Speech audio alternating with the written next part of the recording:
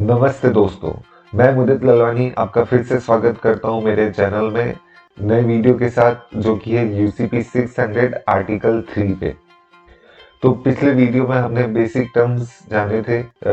Article 2 के अंदर कौन कौन से थे: advising bank, negotiating bank, reimbursing bank, confirming bank, issuing bank. तो उनको जानने के बाद अब हम नेक्स्ट स्टेप पे चढ़ेंगे। अगर आपको फिर से इन शॉर्ट में अगर फटाफट में बताना चाहूँ ताकि कुछ कंफ्यूजन नहीं हो, तो मैं एक बार फिर से आपको वापस बता देता हूँ, जो कि हमारे फर्स्ट वीडियो में मैंने डिटेल में समझाया था। इशूइंग बैंक वो होती है जो एलसी इशू करती है, वो इशू करके एडवाइसिंग बैंक के थ्रू एक्सपोर्टर को एडवाइस करती है। फिर एक्सपोर्टर के पास ऑप्शन होता है कि अगर उसको इशूइंग बैंक पे भरोसा नहीं हो तो वो कंफर्मिंग बैंक की भी मदद ले सकता है। फिर कंफर्मिंग बैंक उस एलसी को कंफर्म करती है। फिर एक्सपोर्टर क्या करता है, अपने डॉक्यूमेंट्स नेगोशिएटिंग बैंक को सबमिट करता है।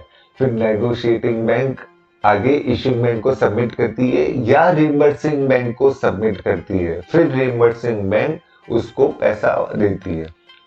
तो ये सारी बैंक्स का इन शॉर्ट आपको वापस बताया है ताकि पिछले वीडियो से आप लिंक कर सके। अब हम आर्टिकल 3 के बारे में पढ़ेंगे। काफी छोटा आर्टिकल है, 5 या 10 मिनट में कंप्लीट हो जाएगा। तो इसमें इंटरप्रिटेशंस दिए हुए हैं, तो उसका पहला पढ़ते हैं। Where applicable, words in the singular include the plural and in the plural include the singular। इसमें कोई बड़ी बात नहीं है, ये सिंपल है। Second thing, a credit is irrevocable even if there is no indication to that effect. ये बहुत जरूरी टर्म है कि इवन इफ एल्स में आपको कुछ नहीं लिखा हुआ है कि वो रिवोकेबल है या इरिवोकेबल। इसका अर्थ मैंने समझाया था कि इरिवोकेबल मतलब कि आप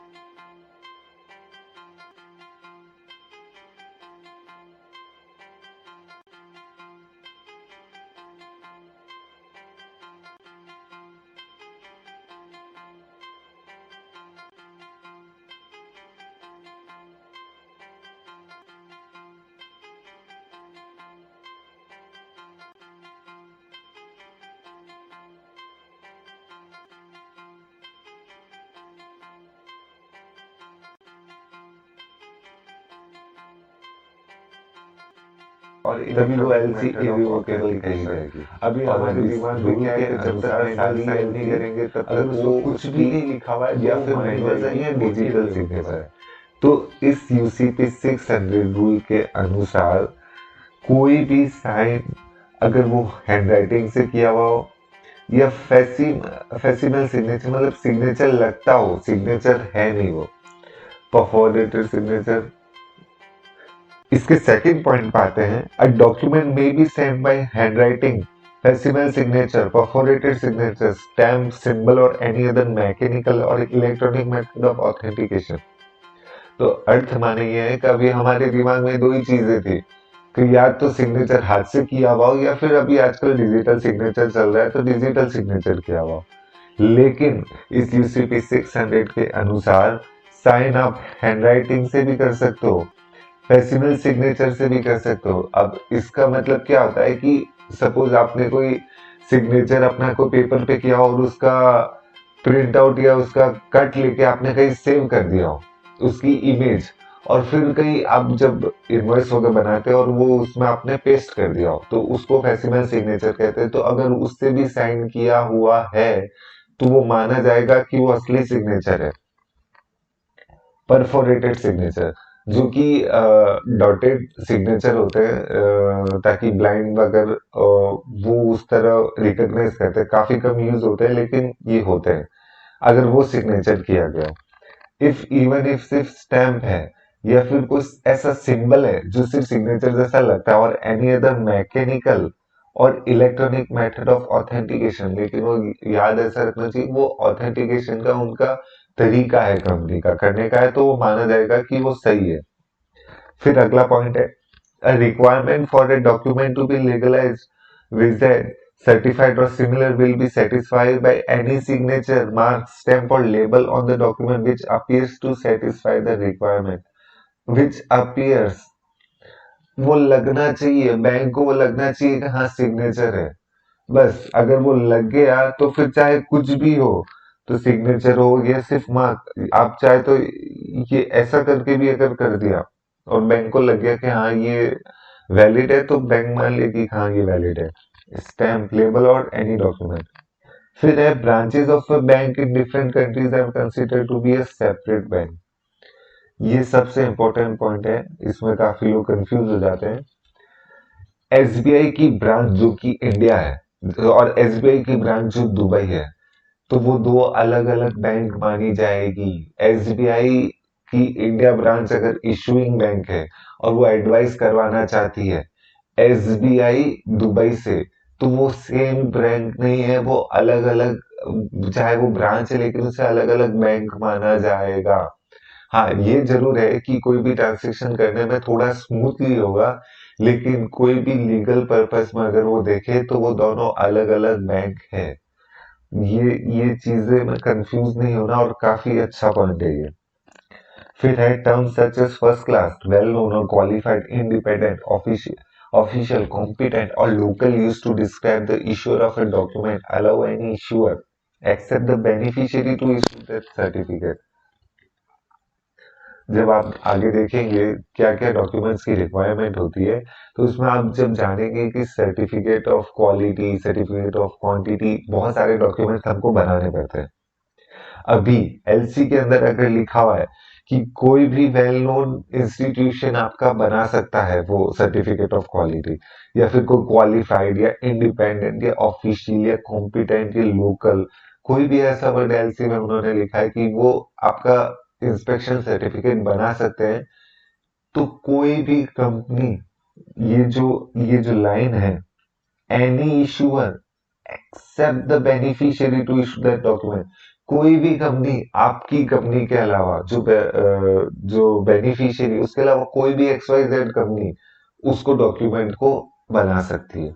ये बहुत बड़ी चीज है, इस चीज को ध्यान, कभी कभी डॉक्यूमेंट जो कि इनको और एक्सपो करते हैं, इंपोर्ट और एक्सपोर्ट, बहुत लोग होते हैं जो वेग डॉक्यूमेंट्स बनाते हैं।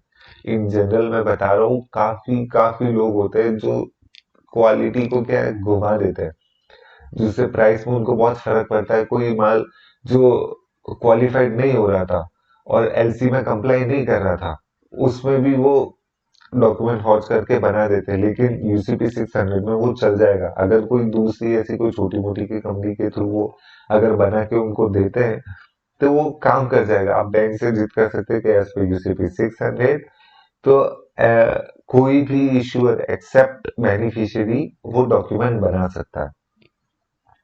फिर है unless required to be used in a document, word such as prompt, immediately और as soon as possible will be disregarded.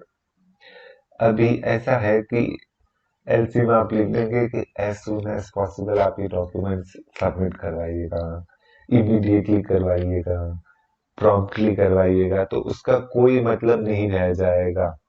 ये ये बातें एलसी में लिखो या नहीं लिखो, वो एक ही मानी जाएगी।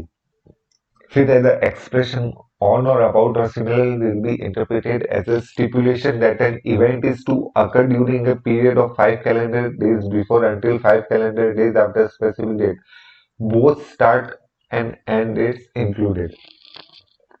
तो इसमें start and end dates included होगी, इसमें कोई बड़ी बात नहीं है। जब ऑन और अबाउट लिखा हुआ आएगा तो उसमें स्टार्टिंग की डेट और एंड की डेट भी इंक्लूड करेंगे। और the words to, until, till, from, between, use to determine, उसमें फिर एक्सक्लूड हो जाएगा।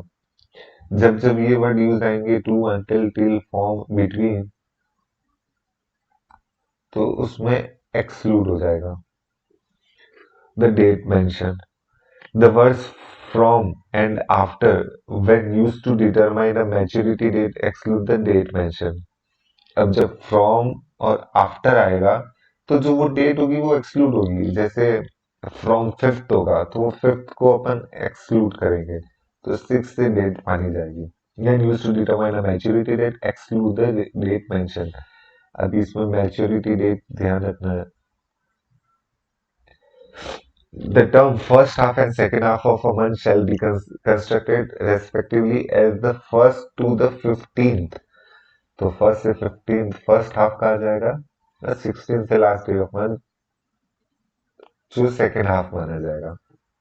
The term beginning, middle and end of a month shall be construed respectively as the first to the 10th, the 11th to the 20th and the 21st day of the last month, all date inclusive. अगर कहीं beginning, middle, end of the month shall be आएगा तो first से 10th हो गया beginning, 11 से 20 हो गया मिडल और 21st से लास्ट डे ऑफ मंथ माना जाएगा एंड. तो ये था हमारा आर्टिकल 3. इसमें कुछ कुछ पॉइंट्स ध्यान रखने लायक थे, जैसे कि ब्रांचेस, दो सेम बैंक की भी अलग अलग ब्रांचेस को अलग अलग बैंक माना जाएगा. डेट्स में टू और फ्रॉम हमने समझ लिया है. नेक्स्ट आर्टिकल 4 के बारे में हम पढ़ेंगे अगले वीडियोस में. तो तब तक के लिए गुड बाय.